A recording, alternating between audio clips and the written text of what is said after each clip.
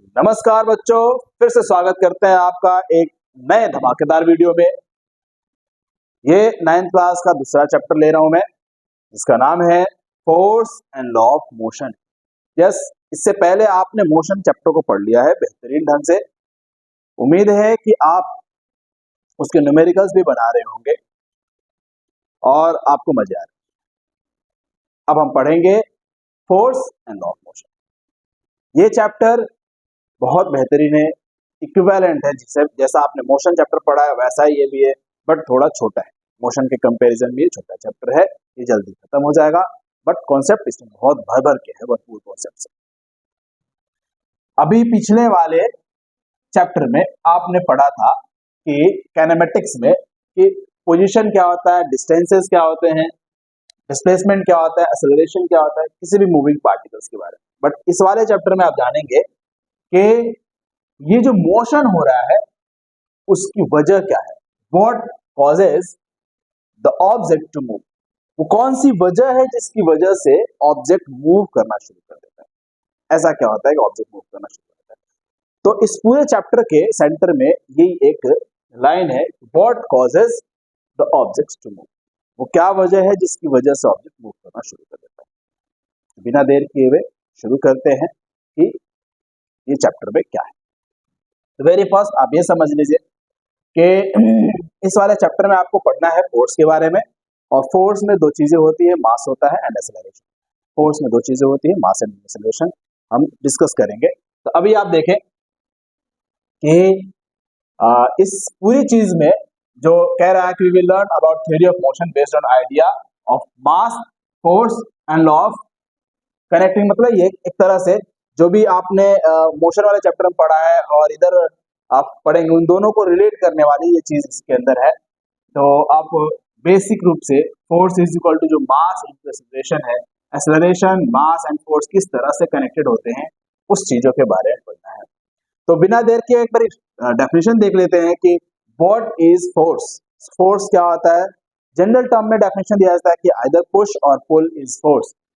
When we push or pull anybody, we are said to be exert force on the body. जब हम किसी object को push करते हैं या पुल करते हैं तो ऐसा कहा जाता है कि ऑब्जेक्ट को फोर्स लगाया जा रहा है। बट फोर्स यही तक सीमित नहीं, इसके आगे भी बहुत सारी चीजें होती है फोर्स में। Push or pull applied on a body does not exactly define the force in general. We can define force as an influence causing a body at rest or moving with constant velocity to undergo acceleration. Push और पुल force तो खैर ठीक है, definition छोटे level पे देने के लिए, बट एक्चुअली में फोर्स तब हम कहते हैं जब बॉडी में कोई मूवमेंट होना शुरू हो जाता है। मतलब कि जब बॉडी या तो मूव कर रही है तो रेस्ट में आ जाएगी, रेस्ट में है तो मूव कर रही है। इट मींस जब तक उसमें एक्सेलरेशन नहीं आ जाता, जब तक उसमें एक्सेलरेशन नहीं आ जाता, तब तक आप ये नहीं कह सकते कि वो फोर्स लगा है उसके ऊपर। बिकॉज अभी आपको बोला force is equal to mass into acceleration. अगर एक्सेलरेशन नहीं है इट मींस एक्सेलरेशन जीरो है। अगर एक्सेलरेशन जीरो है तो फोर्स क्या हो जाएगा, जीरो हो जाएगा, चाहे मास कुछ भी हो। अब एक्सेलरेशन जीरो होने की वजह से क्या होता है, फोर्स जीरो हो जाता है। अगर फोर्स जीरो हो गया तो फोर्स चाहे पुल का बोला जाए, पुश का बोला जाए, तो उस पर तो कुछ बात रही नहीं ना। एक्चुअली में कुल मिला के सेंटर में आपको याद ध्यान रखना है। और एक और बात बता दूं कि अगर ऑब्जेक्ट मूव कर रही है तो जरूरी नहीं है कि उसमें एक्सेलरेशन हो, एक्सेलरेशन नहीं भी हो सकता है। ऑब्जेक्ट मूव कर रही है फिर भी एक्सेलरेशन नहीं हो सकता। तो क्या वहां पर फोर्स लग रहा है? नहीं। जब एक्सेलरेशन ही नहीं है तो फोर्स कहां लग रहा है? एक बात ध्यान से सुनना कि ऑब्जेक्ट मूव कर रही है लेकिन फिर भी उसके ऊपर फोर्स नहीं लग रहा है, ऐसा कंडीशन हो सकता है। तो क्या बिना फोर्स के ऑब्जेक्ट मूव कर सकती है? आंसर इज नहीं। बिना फोर्स के ऑब्जेक्ट मूव तो नहीं कर सकती, लेकिन मूविंग ऑब्जेक्ट जो है अपने आप चल रही है, उसके ऊपर ऐसा हो सकता है कि फोर्स ना लगे। तब की कंडीशन है जब उसमें एक्सेलरेशन जीरो हो जाए। कौन सी कंडीशन बनेगी ऐसी, वो हम डिस्कस करेंगे। फिलहाल हम बारी बारी धीरे धीरे से हम ये देखते हैं कि इनमें बाकी चीजें हैं क्या कि हम किस किस चीजों के ऊपर डिस्कशन करें, क्योंकि ये चैप्टर बहुत ही छोटा है। मैं केवल force is equal to mass into acceleration बता दूं एंड न्यूटन के 3 लॉ बता दो, मोमेंटम बता दो, खत्म। बट थोड़ी सी डिस्कशन होनी चाहिए, थोड़ी बातचीत होनी चाहिए, ताकि आपके सोचने का जो नजरिया है थोड़ा सा बड़ा हो जाए, चौड़ा हो जाए, आप चीजों को ज्यादा से ज्यादा समझ पाए। तो पुश एंड पुल तो हो ही गया। कुछ एग्जांपल्स है, कह रहा है कुछ एग्जांपल्स आप देख लीजिए। There are many ways in which one body can exert force on another body. Few examples are, अगर आप किसी स्ट्रेच्ड स्प्रिंग्स को आप स्ट्रेच करते हैं, exerts force on the body, stretch too, मतलब आप किसी स्प्रिंग को खींचते हैं तो जो दोनों छोर पे उसके बॉडी अटैच होती है उनमें फोर्स लग रहा होता है। जैसे गैस सिलेंडर लेकर आता है कोई घर पे सिलेंडर वाला, तो फिर वो वेट करता है, उसका वजन निकालता है कितना वजन है उसके अंदर, फिर उसमें जो वेट आप दूसरे एंड पे लगाते हैं तो उससे क्या होता है, बॉडी स्प्रिंग में खिंचाव आता है, स्ट्रेस आता है, जिसकी वजह से वो फोर्स लगा रहा होता है। दूसरा एग्जांपल आप देख लें, compressed air in a container exerts force on the wall of the container. आप वही सिलेंडर की बात कर ले तो उसके अंदर जो एलपीजी भरी रहती है वो गैस उस सिलेंडर की दीवारों के ऊपर, वॉल्स के ऊपर फोर्स लगा रही है, तो वो भी एक एग्जांपल है। Force can use to define a flexible object. Deform a flexible object. Flexible object है रबर है, उसका आप ऐसे ट्विस्ट करेंगे तो क्या होगा, उसका शेप बदल जाएगा। तो वो कह रहा है कि अगर कोई फ्लेक्सिबल ऑब्जेक्ट है तो उसका शेप बदलने में फोर्स काम करता है। ठीक है। Force of gravitational attraction exerted by Earth is a kind of force that acts on every physical body on the earth and is called the weight of the body. कोई भी, जैसे मैंने मान लो यहाँ पे मैंने पेन रख रखा है और इसको छोड़ दूं तो नीचे गिरने लग जाएगा, जैसे यहाँ इसको छोड़ता हूँ तो नीचे गिरने लग जाता है। इसको कौन खींच रहा है, तो इसको अर्थ खींच रही है, पृथ्वी का सेंटर इसको खींच रहा है। ग्रेविटेशन वाले चैप्टर में आप पढ़ेंगे, इसको पृथ्वी अपनी तरफ खींच रही है, तो खींच रही है तो इसका मतलब कहीं ना कहीं फोर्स है, क्योंकि इसमें एक्सेलरेशन शुरू हो गया, ये रुका हुआ है, चलना शुरू कर दिया। इट मींस क्या, वेलोसिटी में चेंजेस आ गए, वेलोसिटी में चेंजेस आने का मतलब एक्सेलरेशन हो गया, एक्सेलरेशन हो गया है, फोर्स, इसमें मास तो है ही, मास इनटू एक्सेलरेशन फोर्स होता है, फोर्स तो लग ही गया है। तो वही बात है। अब फोर्स का यहाँ पे आप देख लेंगे, force is used in our everyday action such as pushing, pulling, twisting, lifting, pressing and stretch. Force हमारे एवरीडे लाइफ में इन जगहों पे एप्लीकेबल होता है। अगर हमें किसी चीज को पुश करना होता है, पुल करना होता है, ट्विस्ट करना होता है, लिफ्ट करना होता है, प्रेस करना होता है, स्ट्रेच करना होता है, इन सभी जगहों पर फोर्स की जरूरत पड़ती है। तो नट एंड शेल क्या हम कर सकते हैं, force can produce the following effects. क्या क्या कर सकता है फोर्स कर सकता है to move a body at rest. अगर कोई बॉडी रुकी हुई है, रेस्ट कंडीशन में है और उसको मुझे चलाना है, मान लो यहाँ पर पेन रख दिया और ये रुका हुआ है, अभी इसको मूव कराना है, तो जब तक मैं इसको फोर्स नहीं लगाऊंगा तब तक ये मूव नहीं करेगा। फोर्स लगा दिया, मूव करना शुरू कर दिया। तो ये अगर कोई बॉडी मूव कर रही है, चल रही है, अपने आप चले जा रही है, अगर फिर उसको रोकना है तो उस कंडीशन में भी फोर्स लगाना पड़ेगा। ये दोनों चीजें मैं थोड़ा अभी एक्सप्लेन भी करूंगा। अब तीसरे पॉइंट्स देख लेते हैं, उसके बाद इन दोनों और ज्यादा एक्सप्लेन करूंगा। Change the speed of the body. अगर कोई बॉडी मूव कर रही है और उसका स्पीड चेंज करना है, स्पीड कम है ज्यादा करना है, ज्यादा है कम करना है, तो फोर्स लगाना जरूरी। Change the direction of the moving body. कोई बॉडी मूव कर रही है, उसका डायरेक्शन चेंज करना है। जैसे आप क्रिकेट खेलते हो, बॉल उधर से आती है, बैट से हिट करते हो, तो बॉल का डायरेक्शन क्या हो जाता है, चेंज कर जाता है। तो उस कंडीशन में आपने क्या अप्लाई करा, फोर्स अप्लाई किया। इधर से आ रहा इधर कर दिया है ना, लेफ्ट से आ रहा राइट कर दिया। तो जो भी आप डायरेक्शन चेंज करते हैं तो डायरेक्शन चेंज करने में भी फोर्स की जरूरत पड़ती है। और जाहिर सी बात है, अभी ये भी बात करी हमने कि बॉडी का शेप भी चेंज किया जा सकता है, शेप भी चेंज किया जा सकता है, किससे, फोर्स की वजह से। जैसे आप बलून ले लीजिए, हाथ में बलून कैसे दबा दो तो बलून का शेप बदल जाता है, बलून खींच दो तो बलून का शेप बदल जाता है। वो क्यों हो रहा है, because of force. Balance and unbalance force समझाने से पहले मैं इन दोनों पॉइंट्स के ऊपर डिस्कशन करना चाहता हूं कि move a body at rest and stop a body moving body. एक एग्जांपल मैं लेता हूं ताकि आपको ज्यादा समझ में आ जाए। कोई बॉडी है, जैसे मान लो अब मार्बल, कंचा खेलने वाला गोली, ग्लास मार्बल की गोली, उसको आप मिट्टी पे ऐसे फेंक दिए, लुढ़का दिए, तो वो कुछ दूर जाने के बाद रुक जाएगा। फिर क्वेश्चन आएगा ये अपने आप रुक कैसे गया? किसने इसको रोका? मूविंग ऑब्जेक्ट को रोका किसने? क्योंकि अभी आप समझ रहे हैं ना, पढ़े ना लाइन कि मूविंग ऑब्जेक्ट को रोकने के लिए फोर्स अप्लाई किया जाएगा। अभी मूव ऑब्जेक्ट तो आपने मूव करा दिया था, रुका कैसे? Answer is friction force. जो अर्थ है, जो मिट्टी है, अर्थ, वो उसके ऊपर फ्रिक्शन फोर्स लगा रहा है। अच्छा, ऐसी बात है, ठीक। अब उस मार्बल को मैं टाइल्स के ऊपर रोल कराता हूँ, आपके घर के टाइल्स जो है उसके ऊपर, फ्लोर के ऊपर रोल कराता हूँ, तो जितना फोर्स उसमें लगाया था इतना ही फोर्स इसके ऊपर लगाता हूँ। अब जो है मार्बल थोड़ी दूरी पर जाने के बाद रुकेगा। जितनी जितनी जल्दी वो मिट्टी के ऊपर रुक गया था, उतनी जल्दी में ये मिट्टी मार्बल के ऊपर नहीं रुकेगा, थोड़ी दूर तक जाकर और फिर जाके रुकेगा। क्यों? क्योंकि यहाँ पर जो फोर्स लग रहा है टाइल्स के द्वारा वो मिट्टी वाले की कंपैरिजन में कम है, तो फोर्स कम हुआ तो ज्यादा समय लग गया उसको रोकने में। अब तीसरी बात आती है, मान लीजिए इस मार्बल को ग्लास स्लैब, एक बड़ा सा ब्रिज है, केवल ग्लास ही ग्लास है उसके ऊपर बहुत, और उसके ऊपर उठा दिया, तो वो अब जो मार्बल है बहुत दूर तक जाएगा, तब जाके रुकेगा। क्यों रुकेगा? फिर भी क्यों? क्योंकि जो फोर्स लगाया गया है सरफेस के द्वारा वो बहुत ही कम है, बहुत। तो फोर्स कम लगा तो उसको चेंज करने में, स्पीड को चेंज करने में बहुत ज्यादा समय लग गया। बात समझ पा रहे हैं? हाँ, तो ये बात हो गई आपके इन ऑब्जेक्ट्स की। अब बात करेंगे बैलेंस फोर्स की और अनबैलेंस फोर्स की। फोर्स दो तरह से आपको पढ़ाया जाना है इसमें, एक बैलेंस फोर्स और एक unbalance force.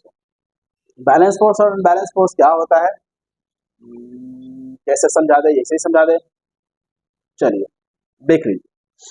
When balance force are applied to an object, there will be no net effective force acting on the object. Balance force do not cause a change in the motion. ये बात लिखने वाली बातें मुझे ज्यादा समझ में नहीं आती, मैं चाहता हूं कि मैं आपको एक्सप्लेन करूं। अब एक तस्वीर देख रहे हैं कि किसी टग ऑफ वॉर हो रहा है, रस्सा कस्सी हो रही है, इसमें कुछ लोग इसको लेफ्ट में खींच रहे हैं, कुछ लोग राइट में खींच रहे हैं, तो ये दोनों लोग फोर्स लगा रहे हैं और ये इसमें मूवमेंट कुछ भी नहीं हो रहा है। ये दिखा रहा है कि 300 न्यूटन इधर ही फोर्स लग रहा है, 300 न्यूटन इधर फोर्स लग रहा है, तो 300 और 300 आपस में पेयर में कैंसिल आउट हो गया, इसमें कोई मूवमेंट नहीं आएगा, ये ऐसा कि ऐसा ही रहेगा, इसको बोलेंगे बैलेंस फोर्स। अब देखो, मान लो इन्होंने थोड़ी ज्यादा जान लगा दी, 400 न्यूटन फोर्स कर दिया, ये 300 न्यूटन फोर्स लगाए हैं, तो अब क्या होगा, इधर 100 न्यूटन फोर्स ज्यादा हो गया, तो उस कंडीशन में ये जो फोर्स अप्लाई किया गया है वो बैलेंस नहीं रहेगा, अनबैलेंस हो जाएगा। नेट फोर्स का मतलब यही है कि इसके ऊपर फोर्स कितना लग रहा है, इस रस्सी के ऊपर नेट फोर्स क्या है, तो नेट फोर्स होगा 400 माइनस 300, 400 में से 300 घटाओगे जो आंसर आएगा वो 100 होगा, तो net force is the resultant force और वो होगा 100 newton square. When multiple forces are acting on body, they can be resolved into one component known as the net force acting on the object. For example, ये मान लीजिए कोई एक table है, suppose कर लिए टेबल के ऊपर कोई ब्लॉक रखा हुआ है, डब्बा रखा हुआ है, अब इसके ऊपर कौन कौन फोर्स लगा रहा है, एक नीचे की तरफ फोर्स लगा सकता है, सपोज कर लिए 100 न्यूटन फोर्स लगा हुआ है, ऊपर 100 न्यूटन है, लेफ्ट साइड में 75 न्यूटन है और राइट साइड में 35 न्यूटन है, तो इसके ऊपर बहुत सारे फोर्सेस लग रहे हैं। बैलेंस फोर्स है या नहीं है देखेंगे, तो ऊपर और नीचे जो फोर्स लग रहा है वो बैलेंस्ड है, दोनों सेम मैग्नीट्यूड के है, डायरेक्शन अपोजिट है, दैट वे बैलेंस है। लेफ्ट एंड राइट में लगने वाला फोर्स बैलेंस नहीं है, ये 75 न्यूटन है और ये 35 न्यूटन है, तो इधर का फोर्स ज्यादा है, तो ये ब्लॉक इधर मूव करना शुरू कर देगा। मैं जो समझाना चाहता था, ये खाली ब्लैंक पेज दिया हुआ था ताकि मैं आपको बैलेंस्ड एंड अनबैलेंस्ड फोर्स को समझा सकूं। आप जब 11वीं क्लास में जाएंगे ना, तो आप एक्चुअली में फोर्स के बारे में डिटेल में पढ़ेंगे और वहीं पे वो सारी चीजें बताई गई कि बैलेंस फोर्स क्या है। मान लेते हैं कोई भी ऑब्जेक्ट है, तो उसके ऊपर आपको क्या सोचना है कि इसके ऊपर फोर्स कौन कौन लगा रहा है, कौन कौन फोर्स लगा रहा है, और फिर आपको पता चलेगा कि बैलेंस है या नहीं है। अगर उसके ऊपर लास्ट में कोई भी फोर्स बचता है, कोई भी फोर्स बचता है जिसका मैग्नीट्यूड है, तो वो बैलेंस नहीं, अनबैलेंस। अगर फोर्स नहीं बचता तो उसे बोलेंगे, अगर फोर्स नहीं बचता मतलब फोर्स जीरो है, दैट इज द बैलेंस। इस एफबीडी को समझने से पहले आप ये समझ ले, एक लाइन में, एक लीनियर में दो फोर्सेस लग रहे हैं, एक इस डायरेक्शन में और एक लाइन में होनी चाहिए फोर्सेस, लाइन में लीनियर, और दोनों का मैग्नीट्यूड सेम है, दोनों का मैग्नीट्यूड सेम है, 400 न्यूटन और 400 न्यूटन। तो इसके ऊपर जो रिजल्टेंट फोर्स होगा 400 माइनस 400 इज इक्वल टू 0, तो इसके ऊपर जो रिजल्टेंट होगा वो 0। तो एक लाइन में जो फोर्स लगता है वो आपस में कैंसिल आउट हो जाते हैं, मतलब कि वो मैथमेटिकली जुड़ रहा होता है प्लस और माइनस करके। अगर इसके ऊपर कोई ऊपर से फोर्स लग रहा है तो वो बॉडी की मूवमेंट इधर ना होके अपवर्ड हो, क्योंकि एक ही फोर्स लग रहा है। तो ये चीज समझना जरूरी है, एफबीडी में यही चीज हमें सीखनी होती है कि कोई भी ऑब्जेक्ट है, अभी टेबल पे जो रखा हुआ था बॉल या डब्बा, उसका एग्जांपल लेते हैं। मान लीजिए टेबल है, अब इस टेबल पे जो ये बॉक्स रखा हुआ है इसके ऊपर कौन कौन सा फोर्स लग रहा है, तो एक फोर्स तो पृथ्वी जो अर्थ है वो अपनी तरफ फोर्स खींच रही होगी, जिसको हम वेट बोलते हैं, वेट। एक फोर्स तो नीचे लग रहा होगा क्योंकि अर्थ खींच रही होगी, अर्थ खींच तो रही होगी ना, ये तो आपको समझ में आ रहा है। चलिए, ये इसमें मैं मान लेता हूं कि टेबल हटा दिया तो डब्बा क्या वहीं के हवा में ही रहेगा, डब्बा नीचे गिर लगेगा। तो डब्बे को खींचा किसने, अर्थ ने। अभी क्यों नहीं खींच पा रहा था, क्योंकि उसको बैलेंस किया गया था। तो ये तो अब मान लो कि अगर टेबल हटाता हूं तो डब्बा नीचे गिर रहा है, इसका मतलब अर्थ उसे खींच। अभी आप बैठे हो कहीं भी, मान लो छत पे के बैठे हो, तो वो आपको पृथ्वी खींच रही है। आप नीचे क्यों नहीं जा रहे, क्योंकि आपके नीचे ये सरफेस है, यहाँ पर टेबल है और नीचे में सरफेस है। तो सरफेस भी आपको ऊपर की तरफ धक्का दे रहा है, सरफेस भी आपको ऊपर की तरफ धक्का दे रहा है। नहीं मानोगे, तो पेन रखा हुआ है ना, अब इस पेन के ऊपर दो फोर्सेस लग रहे हैं, एक पृथ्वी अपनी तरफ खींच रही है इसको, दूसरा ये जो हथेली है वो इसको ऊपर की तरफ धक्का दे रहा है। ऊपर की तरफ धक्का देने का मतलब ऐसे ऊपर जाने की, ऐसे ऊपर जाने का मतलब नहीं है, धक्का देने का मतलब फोर्स लगाना। जरूरी नहीं है कि वो ऊपर मूव करे तो इसको बोलेंगे धक्का। अब इस चीज को अगर आप नहीं मानोगे तो मैं बोलूंगा बेटा मान लो कि मैं इसको हथेली हटाई दूं, तो फिर क्या हो जाएगा, गिरना शुरू कर देगा, तो पृथ्वी तो खींच रही है, ये बात क्लियर। हथेली ऊपर धक्का नहीं दे रहा, इसको कैसे कह सकते हो आप। तो मैं ये कह रहा हूं कि इस ऑब्जेक्ट के ऊपर एक ही तरफ में फोर्स लगेगा, एक ही डायरेक्शन में, तब तो ये नीचे जाना चाहिए था, ये जा ही नहीं रहा, रुका हुआ है। इसका मतलब क्या है, इसके ऊपर की तरफ फोर्स लग रहा है, और वो फोर्स कितना होगा, जितना वेट है उतना ही होगा। और इसको अब आगे की क्लासेस में जाएंगे तो कांटेक्ट फोर्स में नॉर्मल फोर्स कहते हैं, ये कांटेक्ट फोर्स होता है, कांटेक्ट। अब जिस सरफेस पे ये रखा हुआ है ये सरफेस भी इसके ऊपर फोर्स लगाता है। अभी तो यही है, मान लीजिए स्लैंट कर दे, कुछ भी कर दे, तो इस डायरेक्शन में कहीं भी फोर्स लग सकता है, इधर। अगर कोई ऑब्जेक्ट मान लो पुली से अटैच है, पुली है कोई, है ना, कुएं से पानी निकाला जाता है वैसे पुली, तो इस ब्लॉक के ऊपर कौन कौन सा फोर्स लगेगा, एक इधर नेचुरल वेट लगेगा और इधर ऊपर की तरफ इस धागे से बंधा हुआ है तो टेंशन लगेगा। तो इस तरह से हम जब एफबीडी बनाते हैं तब हमारे को पता चलता है कि अच्छा इसके ऊपर फोर्स इस तरीके से लग रहा है। और फिर एक डायरेक्शन में अगर ये वाला और ये वाला अपोजिट डायरेक्शन वाला इक्वल हुआ, ये और ये इक्वल हुआ, तो इसको बोलेंगे बैलेंस्ड फोर्स। किसी भी वजह से कोई एक ज्यादा हो गया फोर्स, किसी भी वजह से किसी भी डायरेक्शन में अगर कोई फोर्स ज्यादा हुआ तो वो फोर्स अनबैलेंस्ड होगा।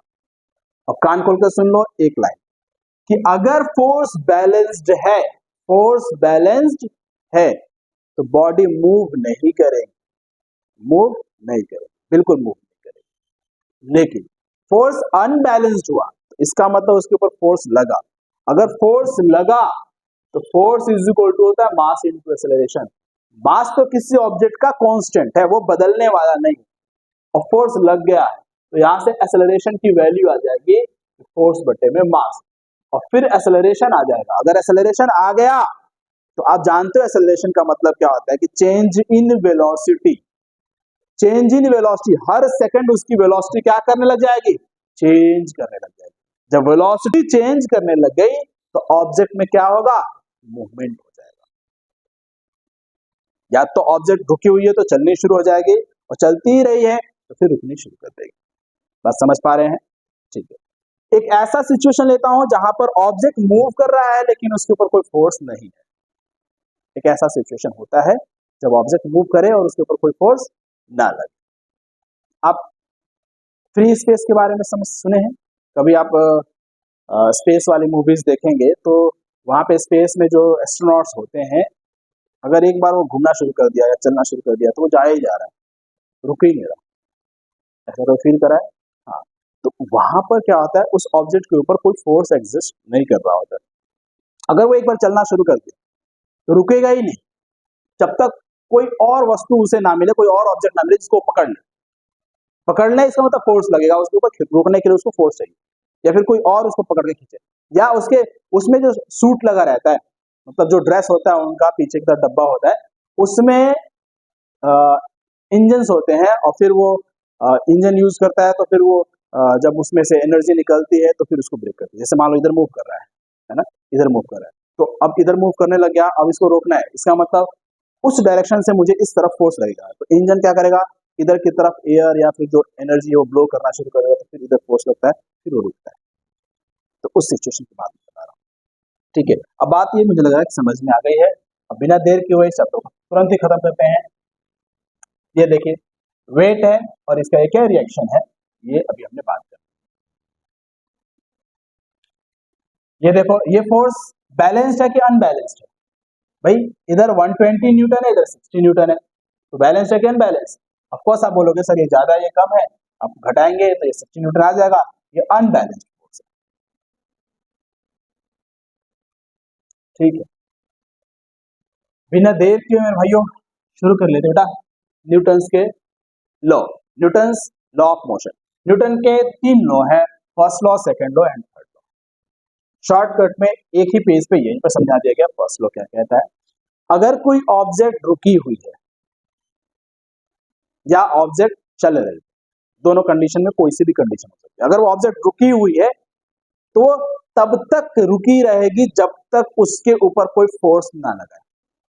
कोई ऑब्जेक्ट रुकी हुई है तब तक रुकी रहेगी जब तक उसके ऊपर कोई फोर्स ना लगे। अगर कोई ऑब्जेक्ट मूव कर रही है तो तब तक मूव करता रहेगा जब तक उसके ऊपर कोई फोर्स ना लगे। इसका मतलब ये है किसी ऑब्जेक्ट के स्टेट में चेंज करना है, उसकी स्थिति में बदलाव लाना है, तो ऑब्जेक्ट के ऊपर फोर्स लगाना जरूरी है। और वो ऑब्जेक्ट अपनी कंडीशन को मेंटेन रखना चाहती है, वो उसका नेचर है। वो चाहती है ऑब्जेक्ट कि मेरा कंडीशन मेंटेन रहे, अगर मैं मूव कर रही हूँ तो मूव ही करती रहूं, अगर मैं स्टेशनरी हूँ, रुकी हुई हूँ तो रुकी ही रहूं। इसको कहते हैं न्यूटन्स का first law. A body in motion remains in motion और a body at rest remains at rest unless acted upon by force. अगर उसके ऊपर कोई फोर्स न लगाया जाए तो रुका है तो रुका ही रहेगा, चल रहा है तो चलता ही रहेगा। इसी फर्स्ट लॉ को दूसरा नाम दिया जाता है और इसको बोला जाता है law of inertia. Law of inertia, ये ध्यान रखना, हिंदी वाले बच्चों के लिए इसको बोलते हैं जड़त्व का law of inertia. Law of inertia क्या है मेरे भाइयों? वही बात जो मैंने बोली अभी, किसी ऑब्जेक्ट का स्टेट को मेंटेन करने की टेंडेंसी, कि ऑब्जेक्ट जो है ना वो चाहते हैं कि अपनी स्टेट मेंटेन रखे, मोशन में तो मोशन में ही, रुका तो रुका ही रहे। और ये जो इनर्शिया है ये डायरेक्टली प्रोपोर्शनल होता है मास के। जितना ज्यादा मास होगा उतनी ज्यादा इनर्शिया की वैल्यू होगी, मतलब उसको होल्ड करने की कैपेसिटी उसमें ज्यादा। जितना ज्यादा मास उतनी ज्यादा होल्ड करने की कैपेसिटी उसके अंदर। ये बात ध्यान रखें, मुझे उम्मीद है कि आप समझ रहे हैं। अब जैसे एग्जांपल ले लें क्या,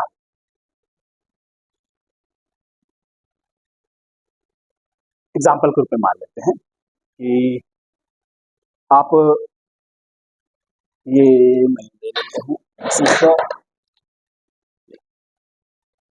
अब ये पेज है, पेज के ऊपर पेन रख दिया गया। ये जैसे मैं पेज को हटाऊंगा तो ये पेन क्या हुआ, थोड़ा सा स्लाइड किया और मेरे हाथ में ही रहा।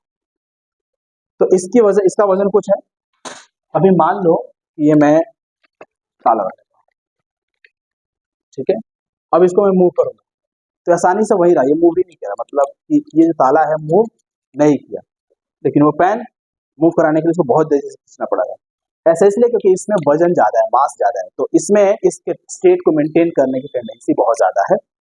पेन में स्टेट को मेंटेन करने की टेंडेंसी उतनी ज्यादा नहीं। तो इनर्शिया की जो वैल्यू है वो मास के प्रोपोर्शन, ज्यादा मास ज्यादा इनर्शिया, कम मास कम inertia. First law of motion. Second law of motion कहता है कि rate of change of momentum, rate of change of momentum is equal to force. तो वो क्या होता है अब नीचे में समझाऊंगा आपको। थर्ड लॉ क्या होता है, action has equal and opposite reaction, every action has equal and opposite reaction, ये होता है थर्ड लॉ ऑफ मोशन। तो फर्स्ट लॉ को भी मुझे एक्सप्लेन करना है, उसके एप्लीकेशंस भी बताने हैं, सेकंड लॉ को भी बताना है और थर्ड लॉ भी बताना है।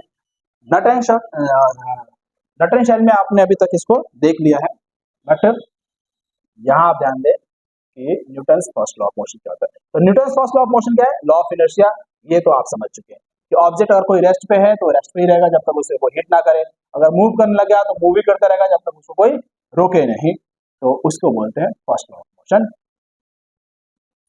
An object remain in state of rest of uniform motion in a straight line unless compelled to change that state by an application of forces।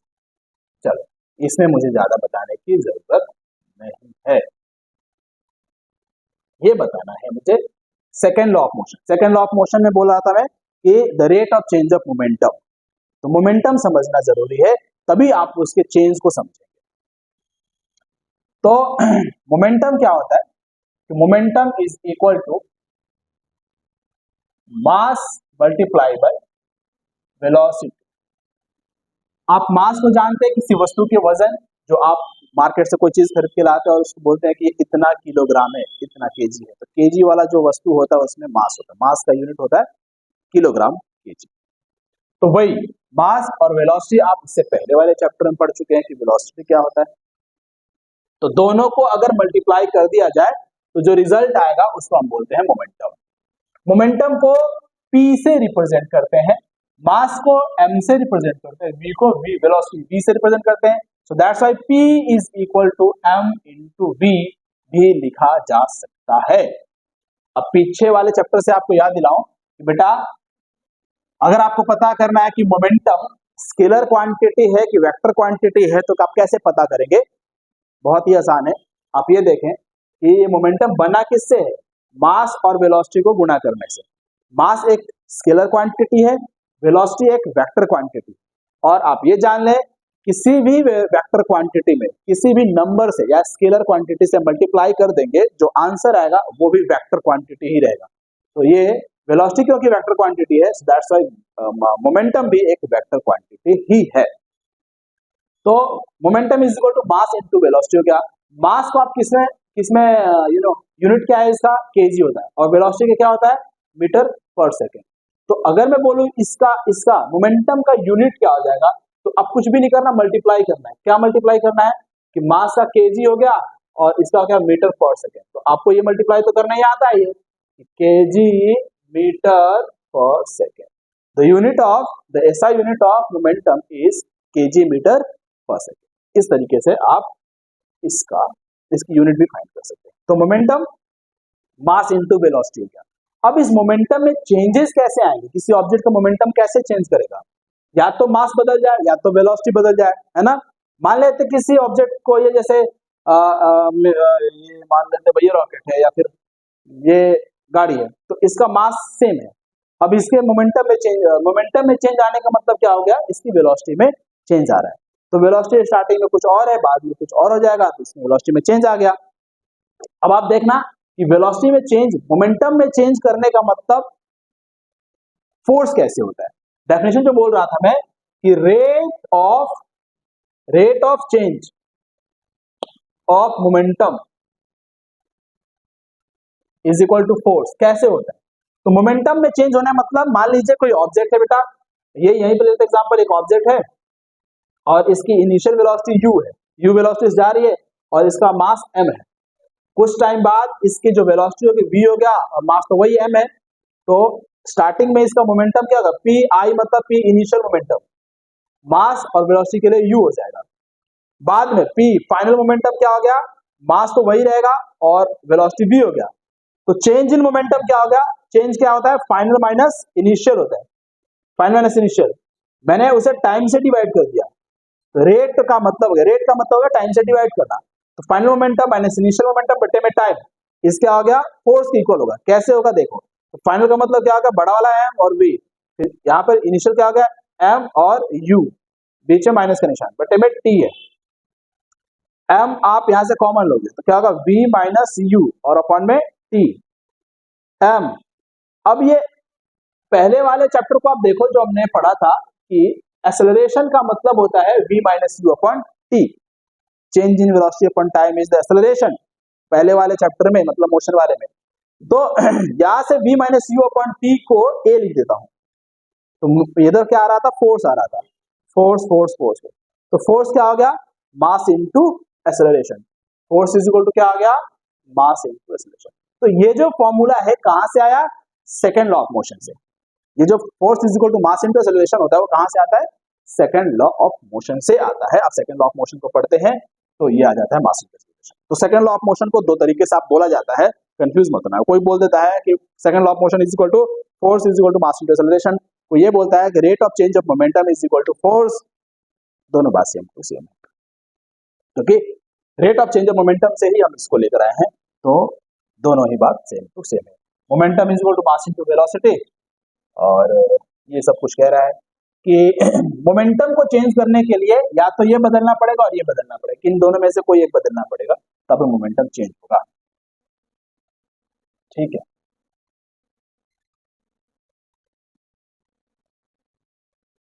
और बात करते हैं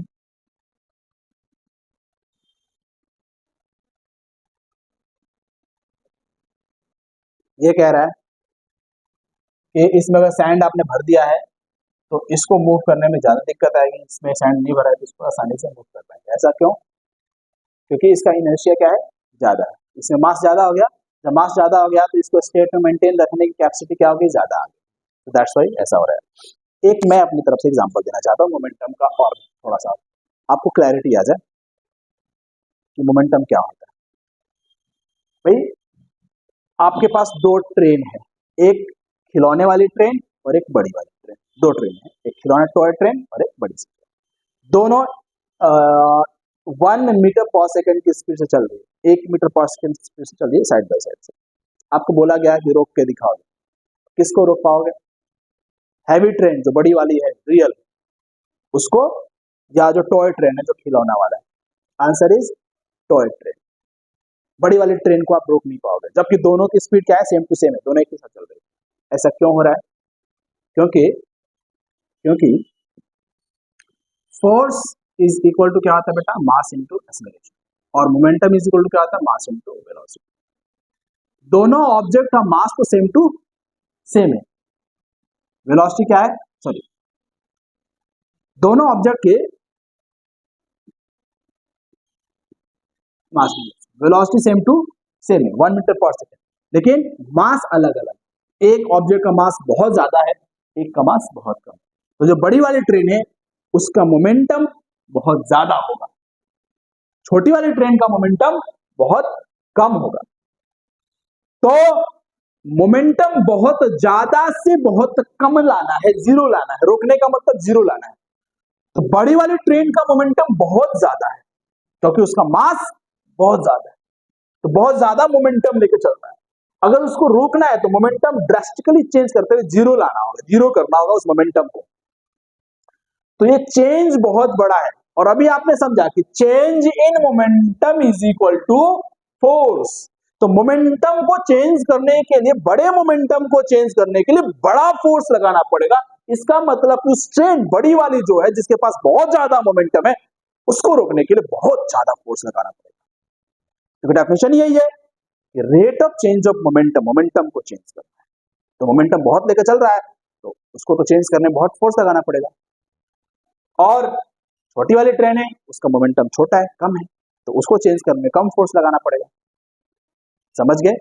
ये हो गए उस स्टूडेंट का आंसर जो पढ़ रहा है, वरना वो कह देगा कि भारी ट्रेन है, ये है, वो है, वो आंसर नहीं है, ये आंसर प्रॉपर है आपका। ठीक है। Newton's third law of motion कह रहा है, न्यूटन का तीसरा नियम कि every action has equal and opposite reaction. जो भी एक्शन आप करेंगे उसका अपोजिट रिएक्शन होगा। Action is on different body, reaction is on different body. Action and reaction can't be on the same body.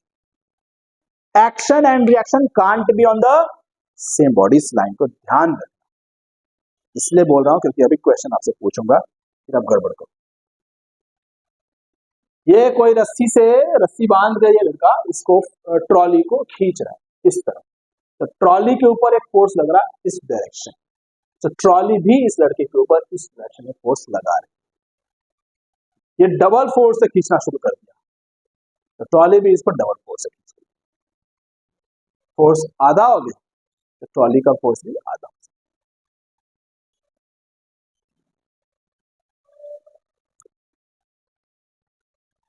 ये बात तो यहाँ की हो गई।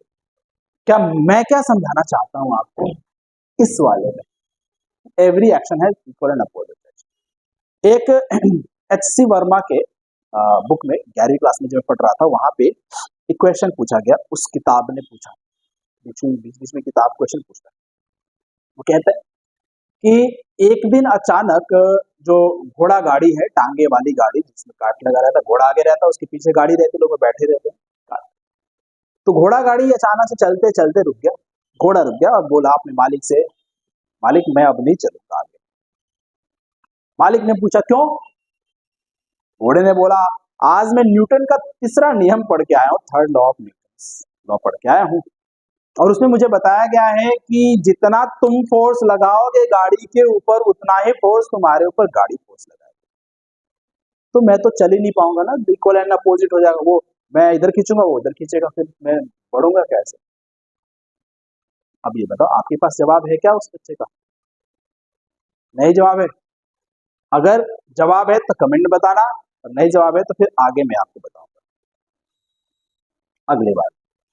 इस चैप्टर में rate of change of momentum मैंने वही पर डिस्कस कर दिया था कि कैसे फोर्स मास इनटू एक्सेलरेशन के बराबर होता है, और डेफिनेशन भी बता दिया था, सारी चीजें बता दी गई है। इस चैप्टर में इसके अलावा और कुछ भी नहीं है दो चार चीजें जो मुझे डिस्कशन करनी है आपसे। वो ये कि law of conservation of momentum, किसी भी ऑब्जेक्ट का जो मोमेंटम होता है वो कंजर्व रहता है, वो फिक्स रहता है, मोमेंटम फिक्स रहता है। Law of conservation of momentum कब तक? जब तक उसके ऊपर कोई एक्सटर्नल बाहर से फोर्स ना लगे। जब तक उसके ऊपर कोई बाहर से फोर्स नहीं लगेगा तो किसी भी ऑब्जेक्ट का मोमेंटम सेम टू सेम रहता है। Law of conservation of momentum, conservation का मतलब यही होता है। इसका मतलब initial momentum is equal to final momentum. मान लो एक बॉल है और एक दूसरी बॉल है, ये दोनों इधर किसी वेलोसिटी जा रही है, M A velocity U A है, M B velocity U B है। कुछ टाइम बाद इनका कोलिजन हो जाता है, टकरा जाते हैं आपस में। फिर क्या होता है, ये एम ए किसी और वेलोसिटी जा रहा है, वेलोसिटी हो गया वी ए, इसका हो गया वेलोसिटी वी बी। तो कहा जाएगा कि इसका इनिशियल मोमेंटम क्या होगा, मोमेंटम मास इनटू वेलोसिटी। तो M A U A M B U B equal होगा टकराने के बाद वाले M A V A plus M B V B के बराबर। इसको बोलते हैं law of conservation of momentum. The total momentum before collision is equal to total momentum after collision। ये बात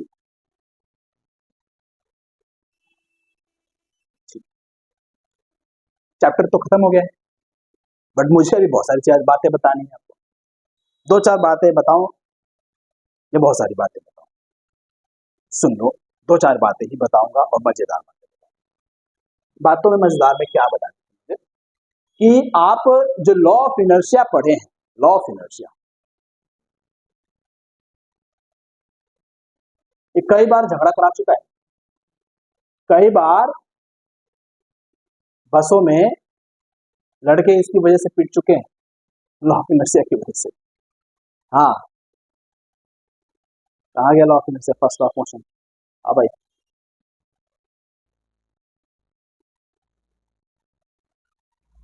हाँ, first law of motion, law of inertia ही बोलते हैं। अब मान लीजिए आप बस में जा रहे हैं और बस के फ्लोर पे खड़े हैं, अचानक से बस वाले ने ब्रेक लगा दी, सरकते हुए आगे जाके खिसक जाए। सामने कोई खड़ा है, और खड़ा है तो ठीक है, मान लीजिए कोई खड़ी है और फिर जाके आप टच कर गए, तो फिर आपको चाटा लगेगा। ये इसमें गलती किसकी थी? क्या उस लड़के में गलती थी? उसमें लॉ ऑफ इनर्शिया था, फर्स्ट लॉ ऑफ मोशन।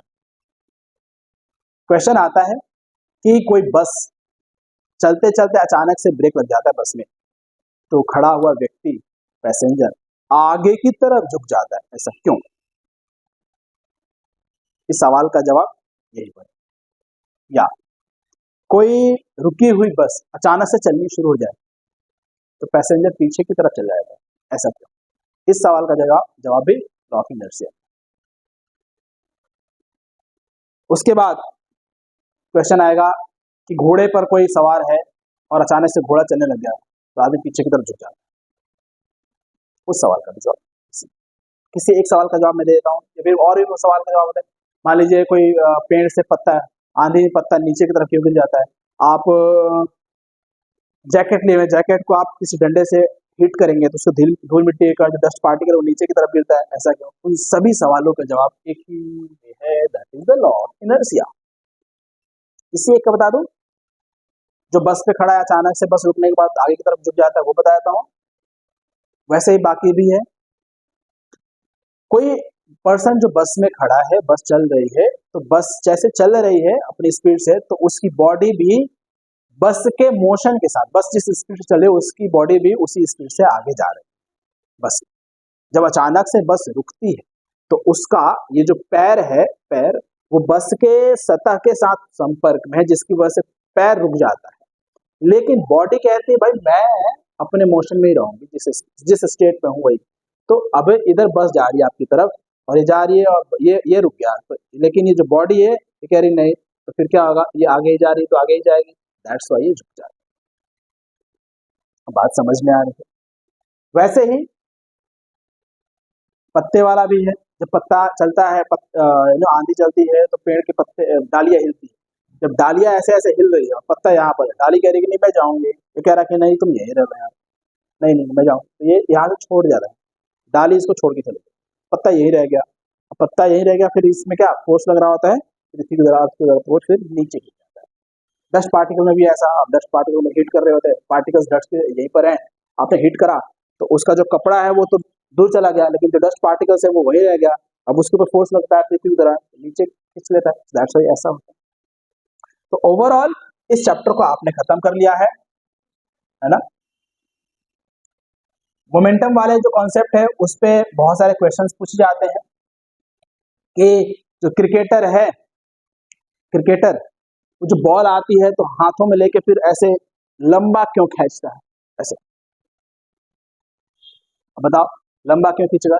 लंबा खींचने का मतलब टाइम बढ़ाना। क्या लंबा खींचने का मतलब क्या हुआ? टाइम बढ़ाना। वो जब ऑब्जेक्ट आ रही है तो उसमें कुछ ना कुछ मोमेंटम है, मास है और वेलोसिटी है, ठीक है, मोमेंटम है।